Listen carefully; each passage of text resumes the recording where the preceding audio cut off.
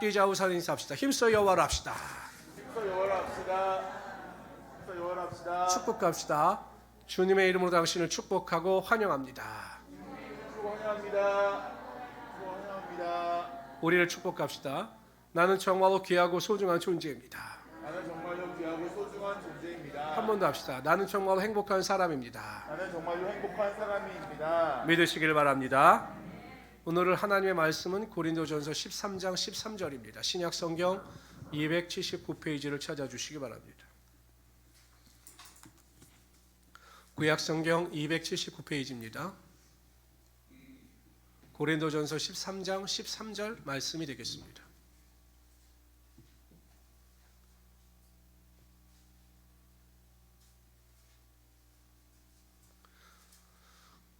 신약성경 279페이지 고린도전서 13장 13절 말씀, 우리 한 절이니까 우리 다 같이 교독합시다. 읽습니다. 시작. 그런즉 믿음, 소망, 사랑 이 세 가지는 항상 있을 것인데 그 중에 제일은 사랑이라. 다시 한번 합시다. 시작. 그런즉 믿음, 소망, 사랑 이 세 가지는 항상 있을 것인데 그 중에 제일은 사랑이라. 아멘. 저는 오늘 읽어드린 말씀을 가지고 이 세 가지는 항상 있을 것인데, 이와 같은 제목으로 하나님의 말씀을 증거하도록 하겠습니다. 요즘에 한 나라를 시끄럽게 만들고, 우리나라를 시끄럽게 만들고 있는 사건 중에 하나가 LH 사건이죠. LH에 다니는 공무원들이 자신들만이 가지고 있는 정보를 가지고 개발되어질 땅에 대해서 미리 그것을 매입함으로 인해서 큰 이득을 얻게 되는 그러한 상황이 발생했습니다. 국민들이 공분하는 이유는 한 가지죠. 어떻게 그 정보를 가지고 자신의 이익을 추구할 수 있느냐라는 것입니다. 공무원의 존재 이유는 분명합니다. 국민들을 복지와 그들의 행복을 위해서 공무원들은 봉사하는 것이죠. 자신의 탐익을 위해서 존재하는 자리가 아니다라는 것입니다. 그래서 국민들이 더욱더 분노하는 것입니다. 구미에서 발생한 3살 된 여아이 사망 사건도 보면 정말 천인공노할 일이고 미스테리한 사건입니다. 손녀인 줄 알았는데 알고 보니까 유전자 검사를 하니까 딸이라는 거죠. 22살 된 그 딸은 자신의 딸인 줄 알고 양육했지만 전 남편 사이에서 낳은 아이라고 생각하여 그 아이가 미워서 그를 유기한 겁니다. 그 어머니나 22살의 딸을 보면 느끼는 것은 부모로서 너무 무책임하다는 사실입니다. 우리가 자녀를 출산하게 되면 부모로서의 책임감이 주어지는 것입니다. 그 자녀를 잘 양육하고 바른 길로 갈 수 있도록 이끌어가는 것이 부모의 책임감이고, 그 책임감이 있어야 부모로서 자녀를 잘 양육할 수 있게 되는 것입니다. 그런데 그 어머니나 22살 된 딸은 부모로서 가져야 하는 기본적인 책임감이 없었습니다. 그래서 그 아이가 그렇게 불행하게 죽고 만 것입니다. 이처럼 사람이 가지는 직분이나 신분에 걸맞는 기본 본질을 온전히 가지고 있어야 그 직분이나 신분에 걸맞는 열매가 나타나고 바른 길을 걸어갈 수 있게 되는 것입니다. 오늘 저와 여러분이 읽은 성경 고린도전서 13장은 사랑장이라고 합니다. 그러니까 사랑에 대해서, 사랑은 무엇이냐에 대해서 잘 설명을 하고 있습니다. 그래서 고린도전서는 사랑장이구나 이렇게 생각하고 사랑을 강조하고 은사를 온전히 활용하기 위해서 사랑이 충만해야 된다, 이렇게 우리는 이해를 하고 넘어갑니다. 저도 그렇게 이해하고 넘어갔습니다. 근데 이번 주에 제가 13장을 읽다가 이 13절 말씀에 큰 은혜를 받았습니다. 그런즉 믿음, 소망, 사랑 이 세 가지는 항상 있을 것인데, 믿음과 소망과 사랑은 항상 있어야 한다는 것입니다. 구원받은 성도의 삶에는 삶의 환경이 어떠하든지 간에 믿음을 가지고 소망을 가지고 하나님께서 부어주시는 사랑을 가지고 살아가야 성도다운 삶을 살아갈 수 있게 된다는 것입니다. 만일 이 세 가지 중에 하나라도 빠지게 되면 성도가 성도로서의 삶을 살아가지 못하므로 공무원으로서 사명감을 가지 못하고 부모로서 책임감을 가지지 못할 때 불행한 일이 발생한 것처럼 성도의 삶에도 온전한 믿음의 능력이 나타나지 않게 된다는 것입니다. 그래서 저는 오늘 시간 이 세 가지, 항상 성도들의 삶에 있어야 되는 믿음, 소망, 사랑에 대해서 살펴보라 함께 은혜를 나누고자 합니다. 첫 번째로 우리는 항상 믿음을 가지고 살아가야 합니다.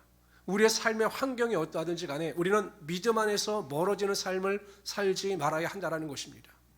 성경에는요, 우리가 무엇을 믿으며 어떻게 믿을 것인가에 대하여 자세하게 설명을 합니다.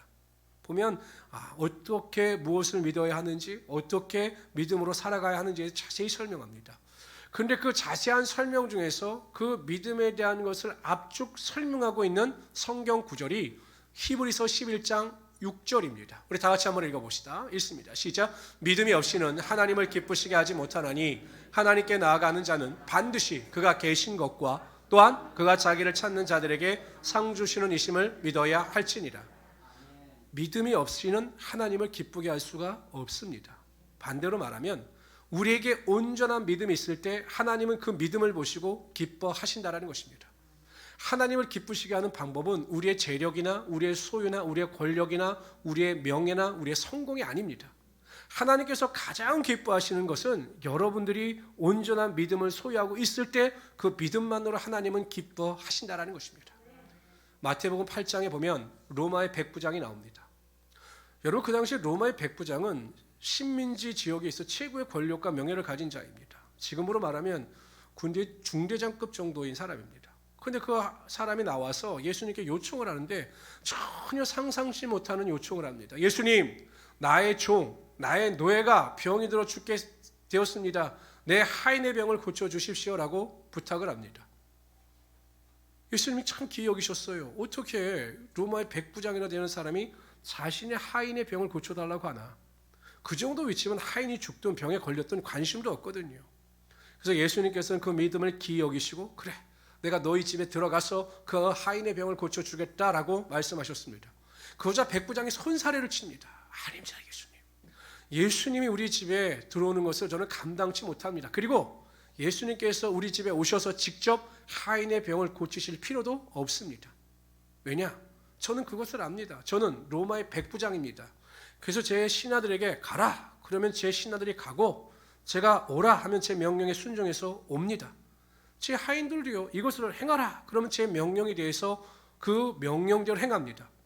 하물며 하나님의 아버지의 아들이신 예수님께서 그 병을 명하시면 직접 가시지 않는다 할지라도 그 병이 낫지 않겠습니까? 이렇게 말을 하는 겁니다.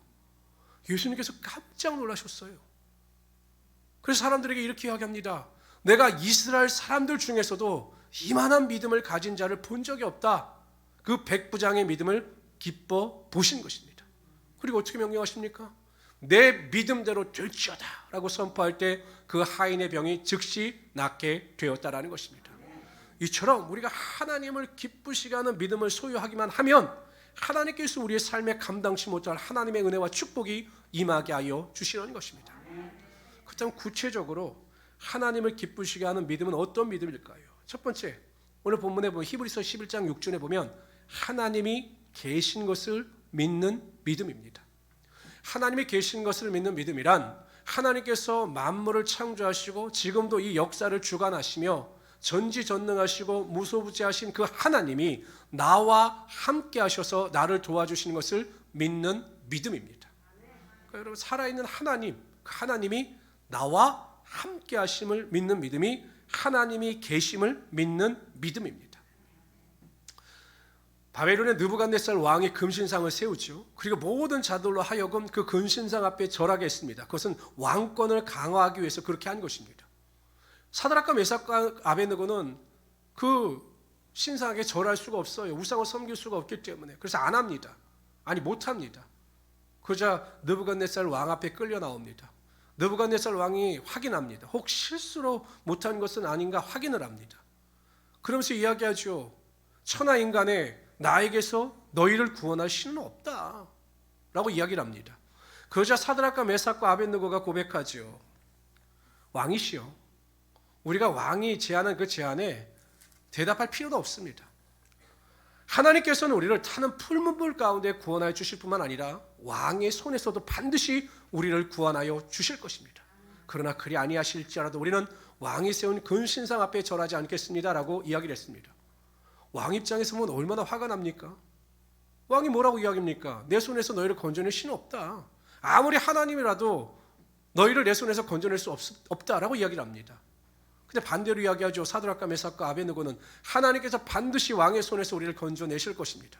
살아계신 하나님, 전지전능하신 하나님, 왕을 창조하신 하나님께서 능치 못할 일이 없으시기 때문에 풀무불에서뿐만 아니라 왕의 위협 앞에서도 우리를 반드시 구원하여 내십니다. 살아계신 하나님, 자신들과 함께 하시는 하나님에 대한 믿음의 고백을 들은 것입니다. 여러분, 하나님의 입장에서 보면 기분이 어땠을까요? 만약에 여러분의 자녀들이 아들을 키우고 자녀를 키우는데 어디에 나갔어요. 자식들이 하는 말이야. 야, 니네 아버지 뭐해? 몰라도 돼. 뭐 하는데? 우리 아버지 뭐 하는지 나도 몰라. 낮에도 자고 밤에도 자고 잠만 자. 이러면 얼마나 부끄럽겠어요. 근데 나가서 아들이 자신의 아버지를 자랑할 때 우리 아버지는 못하는 게 없어. 슈퍼맨이야, 슈퍼맨. 나에게도 얼마나 잘해주는데 우리 아버지만큼 이 세상에서 훌륭한 사람이 없어. 이런 말을 들으면 여러분 어떨 것 같습니까? 저는 그렇게 이야기하죠. 겸손하거나, 실제가 그러다로 겸손하거나.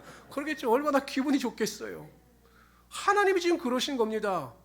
그 자신의 생명을 위협하는 강력한 권력을 가진 왕 앞에서 하나님을 인정하고 하나님의 능력을 찬양합니다. 하나님께서 어떻게 역사하셨습니까? 그 믿음대로 되게 하여 주셨습니다. 풀무불에서 건져내어 주셨을 뿐만 아니라 왕이 하나님을 인정하고 사드락과 메삭과 아벳느고를 더 높여 주셨던 것입니다. 우리가 이 세상을 살아갈 때 문제 때문에 절망하고 낙심하는 이유가 무엇일까요? 우리가 살아가면 끝없이 문제도 만나지 않습니까? 지금도 여러분 문제 가운데 고통당하는 분들도 계실 겁니다. 뭐 직장의 문제, 사업장의 문제, 가정의 문제, 자녀의 문제, 장막의 문제, 문제 때문에 우리는 끊임없이 낙심하고 절망을 합니다. 근데 여러분, 과연 그 문제 때문에 우리가 낙심하고 절망하는 것일까요? 문제가 너무 크기 때문에, 문제가 너무 무겁기 때문에 우리가 그것 때문에 실망하고 낙심하는 것입니까? 아닙니다. 우리가 낙심하고 실망하는 이유는 문제 때문에 아니라 하나님을 믿는 믿음이 연약하기 때문에 우리가 낙심하고 절망하는 것입니다. 문제가 아무리 중첩되고 어렵다 할지라도 살아계신 하나님, 전지전능하신 하나님을 믿으면 그 믿음이 우리의 삶에 기쁨을 주고 소망을 주므로 하나님의 능력이 반드시 여러분 삶 가운데 임하게 하여 주시는 것입니다. 그래서 우리 성도님들은 어찌하든지 간에 하나님은 지금도 살아계십니다.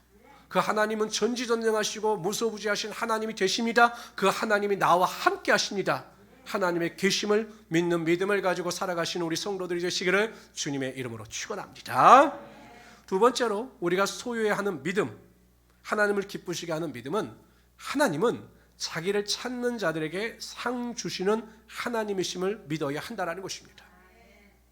제가 전주에서 사역할 때요, 군산에서 사역하시던 목사님 4분이 계셨어요. 근데 그 목사님은 예전에 밤무대 가수셨습니다. 그래서 찬양을 얼마나 트로트처럼 부르시는지 모든 찬양을 트로트화 시켜버리셔요. 근데 정말 은혜가 됩니다. 그런데 그 목사님은 이렇게 어울리시다가 한 7시나 6시 반이 되면 한참 이제 이야기하고 식사를 하려고 하면 가셔야 된다는 거예요. 전주에서 군산까지 1시간 정도 걸리니까. 나중에 제가 여쭤봤습니다. 아니 왜 목사님 이렇게 그 시간만 되면 가시려고 하십니까? 라고 여쭤봤더니 하나님과 약속을 하셨는데 매일 저녁 10시부터 밤 12시까지 혹은 길면 새벽 2시까지 나라와 민족을 위해서, 전주와 군산시를 위해서, 교회들을 위해서 기도하신다라는 거예요. 제가 큰 감동을 받았습니다. 근데 제가 궁금한 게 있었어요. 저렇게 기도하시는데 교회는 얼마나 클까? 성도들은 얼마나 많을까? 내가 여쭤봤습니다. 목사님 죄송한데 목사님의 규모는 어느 정도가 되세요? 성도들은 몇 분이나 되시고 목사님은 저녁에 그분들과 같이 기도하세요? 그랬더니 그냥 웃으시더라고요. 저희 성도요? 저하고 우리 와이프, 우리 사모하고 포함해서 전부 4명입니다. 그러니까 성도는 2명인 거예요. 2명. 아주 순간적으로 죄송도 하고 혼란도스러운 거죠. 아니 저렇게 기도하시는데, 저렇게 열심히 기도하시는데 왜 교회 부흥이 안 될까? 왜 성도가 2분밖에 계시지 않을까? 제가 이제 안양으로 올라올 때 좋아하시더라고요. 1명이 늘었대요. 5년 만에. 그 정도예요. 그런데 그 뒤에 제가 아주 반전에 대한 이야기를 들었습니다. 이분들이 정말 열심히 기도하고 나라 민족을 위해서 기도하고 뭐 기도를 하시는데 그 자녀들 2 아들이 있는데 아들 2이 수재라는 겁니다. 큰 아들은 미국에 유학 가서 좋은 대학교 나오고 또 그곳에 미국에 있는 큰 대기업에 취직을 해서 엄청나게 그 안정적인 생활을 하고 있다는 거죠. 둘째 아들도 서울에 올라가서 명문대학교 나오고 대기업에 들어가서 뭐 고속 승진을 해가지고 엄청나게 부자라는 겁니다. 이 두 아들이 아버지하고 엄마한테 이야기하는 거죠. 엄마, 아버지는 목회가 너무 좋으시니까 물질에 구애받지 말고 그냥 목회만 하시라고. 그래서 그 두 아들들이 그 아버지하고 어머니에게 풍성하게 물질을 제공하는 것입니다. 그러니까 이 목사님은 물질에 대해서 스트레스 받지 않고 본인들이 하고 싶은 목회를 기뻐하고 즐거워하면서 하시는 겁니다. 저보다 훨씬 부자시더라고요. 그때. 제가 괜히 걱정했어요. 성도 2명이라고 괜히 걱정했어요. 저보다 훨씬 부자세요. 그때 제가 느꼈습니다. 하나님의 뜻대로 살아가고 하나님을 기쁘시게 하는 믿음을 가지면 하나님께서 자기를 찾는 자들에게 반드시 상을 허락하여 주신다는 것입니다. 그게 어떠한 형태의 상이든지 간에 하나님은 자기를 의뢰하는 자들에게 하늘의 문을 여시고 하늘의 신령한 복과 땅의 기름진 복으로 반드시 채워주시는 거예요. 좋은 것으로 반드시 채워주시는 것입니다. 이런 믿음을 가지면 우리가 절망하고 낙심할 필요가 없는 거죠. 마태복음 7장 9절 11절에 뭐라고 말씀하십니까? 너희 중에 누가 아들이 떡을 달라 하면 돌을 주고 생선을 달라 하면 뱀을 줄 사람이 있겠느냐? 하물며 너희가 악한 자라도 자식에게 좋은 것을 줄 줄 알거든 하물며 하늘에 계신 너희 아버지께서 구하는 자들에게 좋은 것을 주시지 않겠느냐라고 말씀하셨습니다. 구하는 자에게 뭘 주신다고요? 좋은 것을 주셔요. 상을 주셔요. 그럼 의심하지 마십시오. 아무리 삶이 어렵고 힘들다 할지라도 내 인생에 이게 뭔가? 내 인생에 이게 뭐지? 이루어놓은 것도 하나도 없고 내 인생에 이게 뭐지? 라고 탄식하지 말라라는 것입니다. 하나님을 또 찾고 찾으면 하나님께서 상을 주시고 여러분의 삶의 기쁨과 즐거움과 소망이 반드시 흘러넘치게 하여 주실 것입니다. 이런 믿음을 가지고 상을 누리며 살아갈 수 있는 우리 성도 되시기를 주님의 이름으로 축원합니다. 두 번째로요, 우리는 항상 소망을 가지고 살아가야 합니다. 제가 지난 시간에도 말씀드렸듯이 요즘에 한국은요, 이 불경기 시대에도 명품 열풍입니다. 명품. 저는 우리 성도들이 큰 은혜를 받았습니다. 명품이 하나도 없으시다면서요? 이마트 가방 들고 다니시는 걸 행복하게 생각하시기 바랍니다. 저는 솔직히 명품이 뭔지를 몰라요. 잘 몰라요. 제가 아는 건 구찌밖에 없습니다. 구찌밖에 없어요. 그런데 이 명품 열풍을 매스컴에서 자세히 조사해 보니까 특이한 현상이 하나 발견됐어요. 예전에는 명품을 구입하는 연령대가 40대, 50대의 중년이었는데 요즘에는 명품을 구입하는 50% 이상이 20, 30대라는 겁니다. 젊은 사람들이 명품을 구입하고 외제차를 구입한다는 것이에요. 경제적인 여유가 있느냐? 없다라는 겁니다. 그런데 왜 그들이 명품을 구입하느냐? 이걸 보복소비라고 하는데 집값도 너무 올랐고 자신들이 물질을 모아서 무엇을 이룰 수가 없으니까 그냥 현재 즐기자. 사고 싶은 거 사고 놀고 싶은 거 놀고 그렇게 살아가자. 이렇게 이야기를 하는 거죠. 소망이 없다라는 겁니다. 미래에 대한 기대와 소망이 없다라는 것입니다. 그래서 그냥 현재를 그렇게 소비하면서 살아가겠다. 이것이 이 시대의 트렌드라는 것입니다. 안타까운 현상이죠. 키에르케고르라고 하는 철학자가 이렇게 이야기했습니다. 절망은 죽음에 이르는 병이다. 절망이 쌓이고 쌓이면 결국 인간은 죽을 수밖에 없다. 그렇기 때문에 항상 소망을 선택하면서 살아가야 한다라고 이야기하고 있습니다. 근데 여러분, 하나님은 우리에게 항상 소망을 주셔요. 항상 소망 가운데 거하기를 원하신다는 것입니다. 로마서 15장 13절을 봅시다. 읽습니다. 시작. 소망의 하나님의 모든 기쁨과 평강을 믿음 안에서 너에게 충만하게 하사 성령의 능력으로 소망이 넘치게 하시기를 원하노라. 하나님 스스로가 소망의 하나님이십니다. 하나님을 바라보고 하나님을 기대하면 그 소망이 우리의 삶 가운데 흘러 넘치게 된다는 것입니다. 하나님은 우리의 삶에 구체적으로 소망을 허락하여 주셔요. 먼저 이 땅에서 하나님은 우리에게 소망을 주십니다. 오늘 저 깜짝깜짝 놀래요. 우리 찬양팀들 멘트할 때 보면, 찬양을 고를 때 보면 이분들이 내 설교를 기도함으로 알았나? 오늘 안수 집사님 꿈과 비전에 대해서 말씀하시는데 제가 깜짝 놀랐습니다.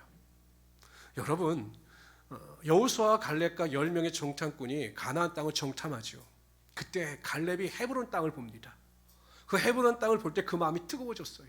하나님께서 가나안 땅을 우리에게 주신다라고 약속하셨는데 이 헤브론이 나에게 주신 하나님의 땅이다라고 하는 기대와 소망이 있었습니다. 갈렙은 45년 동안 그 꿈과 소망을 놓지 않았습니다.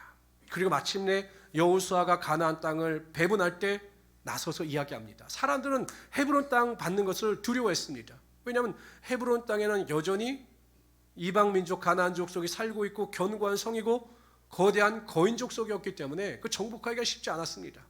그러나 소망을 가졌던 갈렙은 그 땅을 볼 때마다 마음이 뜨거워졌던 거죠. 근데 뭐라고 이야기합니까?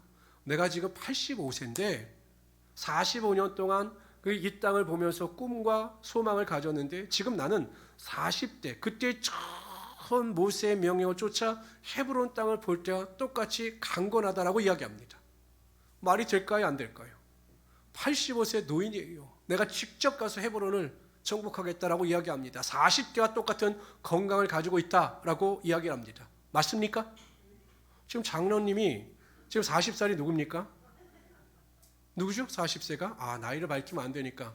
우리 신석봉 집사님하고 똑같다고 생각을 이야기를 하면 우리가 뭐라고 이야기할 겁니까? 장로님이 이제 치매기가 오셨나? 아니, 어떻게 40대와 똑같다고 말씀하시지?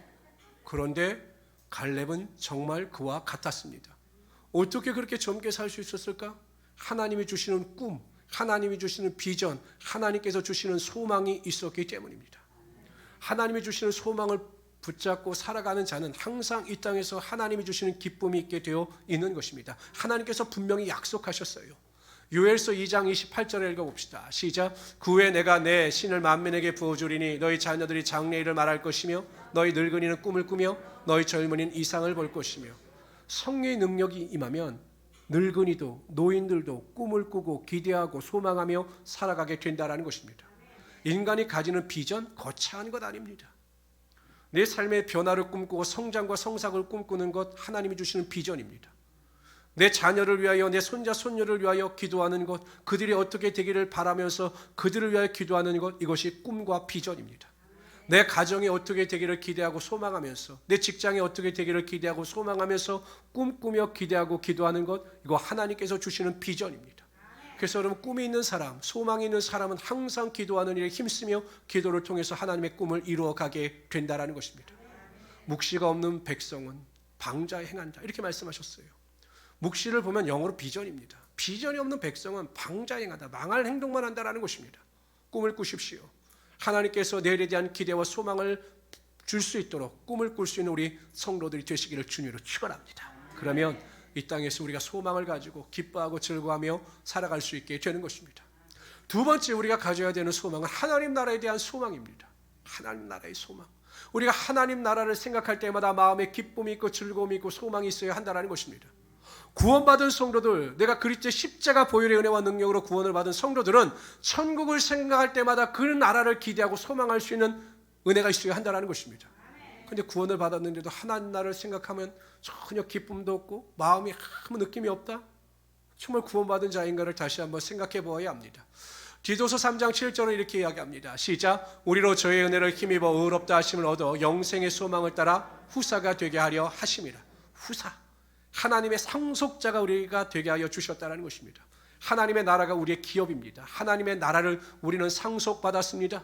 눈물도 없고 해함도 없고 고통도 없고 좌절도 없고 어두움도 없는 그야말로 완벽한 하나님의 나라가 우리에게 주어졌습니다. 여러분, 그 나라를 생각할 때마다 우리의 마음이 얼마나 즐겁고 행복할 수 있겠습니까? 저는 우리 모든 성도님들이 이러한 영생의 소망을 가지고 살아갈 수 있는 하나님의 귀한 성도들이 되시기를 주님의 이름으로 축원합니다. 보통 기독교를 내세주의적 종교라고 합니다. 이 내세주의적이라고 하는 것은 새로운 세상에 대한 기대를 가지고 살아가는 종교다라고 이야기합니다. 그런데 여러분, 이 정말 하나님의 예수 그리스도의 재림을 기대하고 살아가는 신앙, 이 내세주의적 종교를 올바로 가진 성도들은 이 땅에서 하나님 나라를 소망하면서 바르게 살아갈 수밖에 없음을 성경은 강조하고 있습니다. 요한일서 3장 2절 3절에서 이렇게 말씀하십니다. 사랑하는 자들아, 우리가 지금은 하나님의 자녀라. 장차 장래에 어떻게 될 것은 아직 나타나지 아니하였으니, 그러니까 우리가 장래에 어떻게 될 것은 지금 현재 우리에게 나타나지 아니하였다라는 것입니다. 그가 나타내심이 되면, 예수 그리스도께서 재림하시게 되면 우리가 그와 같을 줄을 아는 것은 그의 계신 그대로 볼 것을 인합니다. 그러니까 예수님께서 재림하실 때 우리도 부활의 몸을 입고 예수님을 맞이하게 된다는 것입니다.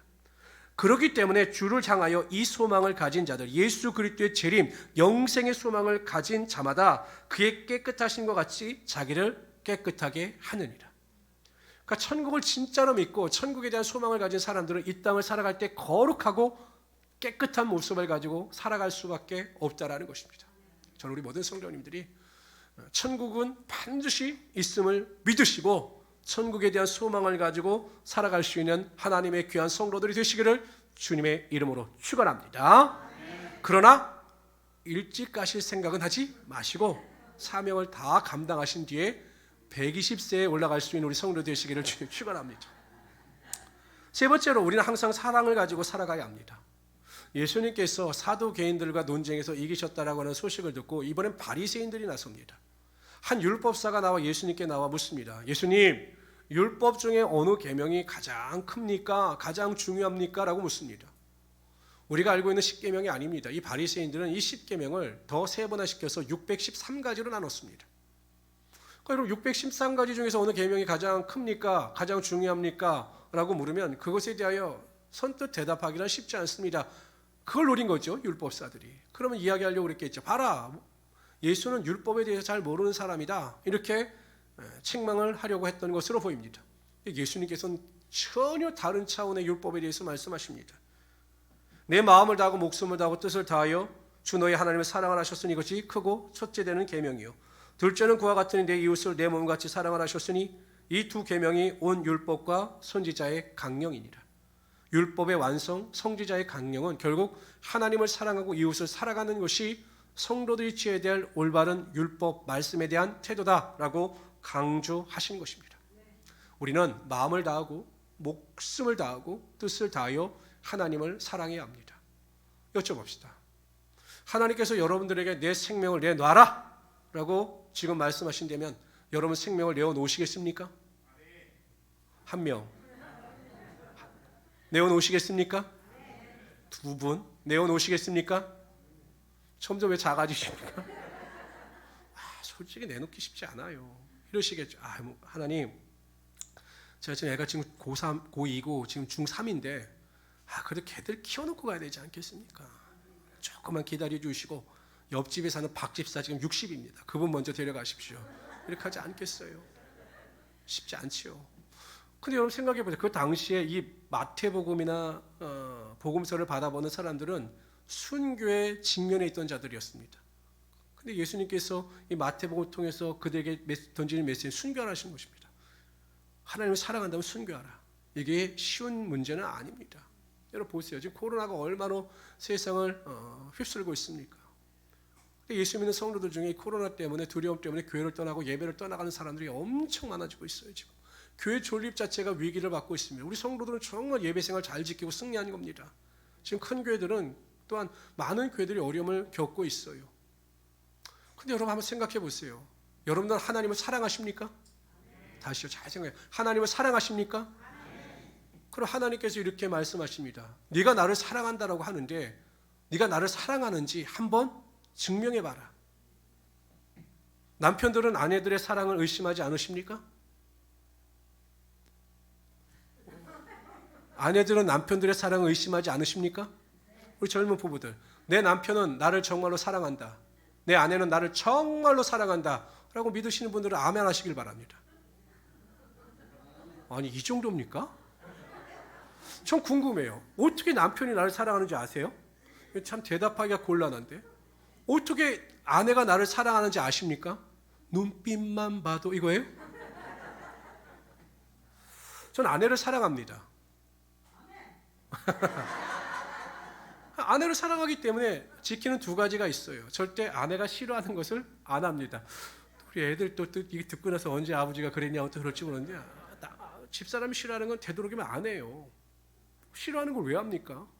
하지 말라는 건 잘 안 합니다. 제가 첫 번째는 하나님의 말씀을 제일 잘 듣고 두 번째는 아내의 말을 제일 잘 듣습니다.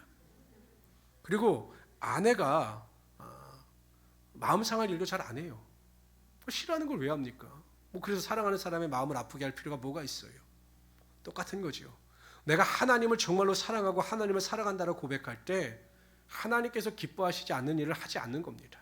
하나님께서 기뻐하시는 일만을 행하는 것입니다. 원수를 사랑하라. 내 입장에 봐서는 기뻐하고 싶지 않아요. 그러나 하나님을 사랑하기 때문에 내가 사랑하는 하나님이 그것을 원하시기 때문에 그럼에도 불구하고 원수를 사랑하는 겁니다. 온전한 예배자가 되라. 신령과 진정으로 예배하라. 때로 마음이 힘들어요. 무거워요. 마음이 낙심이 됩니다. 그러나 내가 하나님을 사랑하기 때문에 사랑하는 하나님이 그것을 원하시기 때문에 나는 신령과 진정으로 하나님을 예배하게 된다라는 것입니다. 이것이 하나님을 사랑하는 자들의 삶의 열매입니다. 성도 여러분, 하나님은 우리를 사랑하셔서 독생자 예수를 이 땅에 화목제물로 보내주셨습니다. 아니 자기 자녀를 우리를 위하여 내어주심이 얼마나 큰 고통이고 어려움이었겠습니까? 그러나 하나님을 뜨겁게 여러분들이 사랑하셔서 마음과 뜻과 목숨을 들여 사랑하고 섬기게 되면 하나님께서는 오히려 그 사랑을 받아주시고 여러분의 삶에 더 큰 축복과 사랑으로 채워주시는 것입니다. 그래서 우리 성도님들은 항상 한번 점검해 보세요. 나는 정말 하나님을 사랑하고 있는가? 내가 하나님을 사랑한다라고 말하고 있는데 내가 하나님을 위해서 드리는 것은 무엇인가? 하나님을 위해서 살아가고 있는 것은 무엇인가? 점검해 보시고 전적으로 하나님을 사랑하시는 그 사랑이 항상 여러분 삶 가운데 임할 수 있도록 살아가시는 우리 성도 되시기를 주님으로 축원합니다. 두 번째는 성도들을 내 몸과 같이, 형제들을 내 몸과 같이, 또한 이웃을 내 몸과 같이 사랑해야 합니다. 형제들을 어떻게 사랑해야 하는가에 대해서는 13장에 자세히 나타나고 있습니다. 하나님은 다른 사람을 사랑하는 자에게 하나님의 사랑과 은혜가 더 충만하게 임하게 하여 주시는 거죠. 왜 믿음, 소망, 사랑 중에 제일은 사랑이라고 말씀하셨을까? 그 이유는 한 가지입니다. 사랑만이 하나님의 유일한 속성이기 때문이죠. 하나님에게는 믿음도 필요 없습니다. 하나님께는 소망도 필요 없습니다. 하나님께서는 믿음과 소망이 필요하신 존재가 아니기 때문이죠. 그러나 하나님은 사랑 자체이시고 사랑의 속성을 가지신 완전한 하나님이 되시기 때문에 그 중에 제일은 사랑이라 이렇게 말씀하고 있는 것입니다. 사랑을 소유한 사람은 온전한 믿음과 소망을 가지고 살아갈 수 있습니다. 그러나 믿음이 있다, 소망이 있다 말하지만 그 안에 사랑이 있는 사람은 그 믿음과 소망이 온전해질 수가 없는 것입니다. 모든 것의 기본과 기초는 사랑입니다. 그 사랑 안에 거하심으로 하나님의 큰 축복과 은혜 가운데 거하며 살아가시는 하나님의 귀한 성도들이 되시기를 주님의 이름으로 축원합니다. 성도가 성도답게 살아가기 위해서는 항상 믿음, 소망, 사랑이 있어야 합니다. 항상입니다. 항상 상황이 어떠하든지 간에 항상 믿음과 소망과 사랑이 있어야 합니다. 저는 우리 모든 성도님들의 온전한 믿음을 소유하시기를 바랍니다. 하나님은 지금도 살아계십니다. 하나님은 살아계셔서 항상 여러분들과 함께하여 주십니다. 저는 항상 저와 함께 하신 하나님을 경험하고 믿습니다. 그래서 담대함을 가지고 하나님의 상주심을 기대하면서 살아갑니다. 그래서 아무리 삶의 환경이 어렵고 핍박과 좌절과 고통이 다가온다 할지라도 하나님의 상을 소망하고 기대하면서 살아갑니다. 영생의 소망을 기대하면서 살아갑니다. 이러한 소망을 소유할 수 있는 우리 성도들이 되시기를 주님으로 축원합니다. 사랑하는 자들이 되십시오. 하나님만을 사랑하십시오. 하나님만을 사랑하는 자들에게 하나님의 은혜는 임하게 되어 있습니다. 그리고 그 사랑을 힘입어 이웃과 형제를 뜨겁게 사랑하며 살아갈 수 있는 하나님의 귀한 성도들이 되시기를 주님의 이름으로 축원합니다. 기도합시다.